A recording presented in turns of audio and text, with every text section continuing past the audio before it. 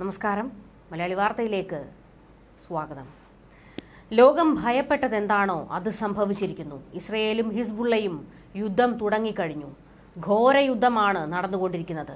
Golan കുന്നിൽ rocket ആക്രമണം നടത്തിയ ലബനനിൽ ഇപ്പോൾ തീമഴ പെയ്യിച്ച് ഇസ്രയേൽ മറുപടി കൊടുക്കുന്നു. ഒരേ സമയം ഹിസ്ബുള്ള കേന്ദ്രങ്ങളും ആയുധപ്പുരകളും കത്തിച്ച് മുന്നേറുകയാണ് ജൂതപ്പട.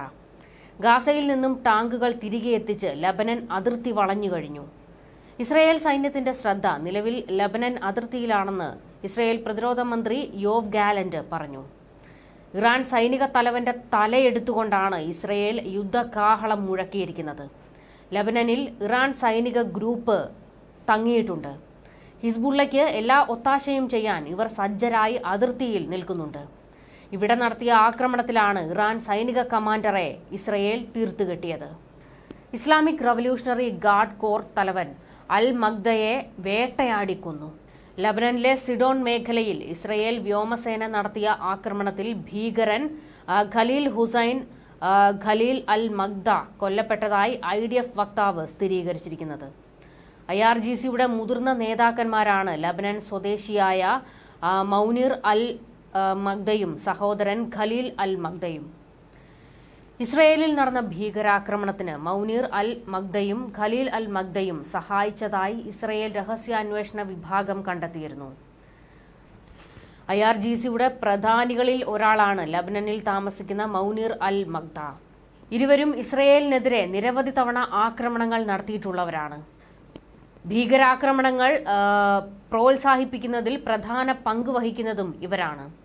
മാത്രമല്ല, പല ചെറുപ്പക്കാരെയും ഭീകരവാദ ഗ്രൂപ്പുകളിലേക്ക് കൊണ്ടുവരുന്നതിൽ പ്രധാനികളും ഇവർ തന്നെയാണെന്ന് ഇസ്രയേൽ സൈന്യം വ്യക്തമാക്കി. വെസ്റ്റ് ബാങ്ക് ആക്രമണത്തിനായുള്ള അടിസ്ഥാന സൗകര്യങ്ങൾക്കായി ഫണ്ടുകളും ആയുധങ്ങളും കൈമാറുന്നതിലും ഇരുവരും ഏർപ്പെട്ടിരുന്നു. ഇസ്ലാമിക് റവല്യൂഷണറി ഗാർഡ് കോർപ്സ് അംഗങ്ങൾ 2022 ഒക്ടോബർ 17 ഇറാനിലെ കിഴക്കൻ അസർബൈജാൻ പ്രവിശ്യയിലെ അറസ് ഏരിയയിൽ നടന്ന ഗ്രൗണ്ട് ഫോഴ്സ് മിലിറ്ററി ഡ്രില്ലിൽ പങ്കെടുക്കുന്നതിന്റെ ചിത്രങ്ങളും ഇസ്രയേൽ പുറത്തുവിട്ടിട്ടുണ്ട്. 2024 മാർച്ചിൽ വെസ്റ്റ് ബാങ്കിലേക്ക് കടത്തിയ ആയുധങ്ങൾ തീവ്രവാദ സ്ക്വാഡുകൾക്ക് വേണ്ടിയുള്ളതായിരുന്നുവെന്നും സൈന്യം പറഞ്ഞു.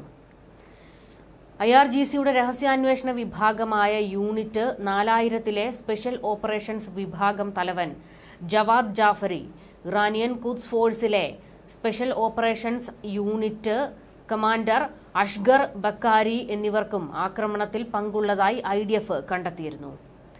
ഇസ്രയേലിലേക്കുള്ള ആയുധക്കടത്തും ഭീകരാക്രമണങ്ങളുടെ ആസൂത്രണവും ഇവരാണ് നടത്തിയതെന്നും സേന വ്യക്തമാക്കി. ഇരുവരെയും തീർത്തുകെട്ടിയ IDF ഇറാന് വ്യക്തമായ മുന്നറിയിപ്പാണ് നൽകിയിരിക്കുന്നത്. എത്ര തലവന്മാരെ ഇറക്കിയാലും എത്ര കമാൻഡർമാരെയും ചാരന്മാരെയും ഇറക്കിയാലും അവരെയെല്ലാം തീർത്തുകെട്ടുമെന്നാണ് ഇസ്രയേലിന്റെ പ്രഖ്യാപനം. ഗോലാൻ കുന്നിൽ ഹിസ്ബുള്ള വലിയ രീതിയിൽ റോക്കറ്റ് ആക്രമണം നടത്തിക്കൊണ്ടിരിക്കുകയാണ്. ഇതിന് മറുപടിയെന്നോണം ഇസ്രയേൽ തീമഴയാണ് പെയ്യിക്കുന്നത്. ഗോലാൻ കുന്നിലെ വീടുകളെ ലക്ഷ്യമിട്ട് 50-ലേറെ റോക്കറ്റുകൾ പതിച്ചതായി ഇസ്രയേൽ മാധ്യമങ്ങൾ റിപ്പോർട്ട് ചെയ്തിരുന്നു. സംഭവത്തിൽ ഒരു വീട് പൂർണ്ണമായും കത്തിനശിച്ചതായാണ് റിപ്പോർട്ട്. ഇറാന്റെ സൈനിക കമാൻഡർമാരെ കൊന്നുകൊല വിളിച്ചതോടെ ഇസ്രയേലിനെതിരെ ഇപ്പോൾ വെല്ലുവിളിയുമായി രംഗത്ത് വന്നിരിക്കുകയാണ് ഇറാൻ. ഇസ്രയേലിന് നേരെ ആക്രമണം നടത്തുമെന്ന മുന്നറിയിപ്പ് ആവർത്തിച്ചിരിക്കുകയാണ് ഇറാൻ. ഹമാസ് രാഷ്ട്രീയകാര്യ തലവൻ ഇസ്മയിൽ ഹനിയയെ തങ്ങളുടെ മണ്ണിൽ വെച്ച് കൊലപ്പെടുത്തിയതിനും തങ്ങളുടെ നേതാക്കളെ കൊന്നൊടുക്കുന്നതിനും പ്രതികാരമായി ഇസ്രയേൽ പ്രതീക്ഷിക്കാത്ത വിധത്തിൽ ആകാശമാർഗവും കരവഴിയും ആക്രമണം നടത്തുമെന്നാണ് ഇറാൻ വ്യക്തമാക്കിയിരിക്കുന്നത്.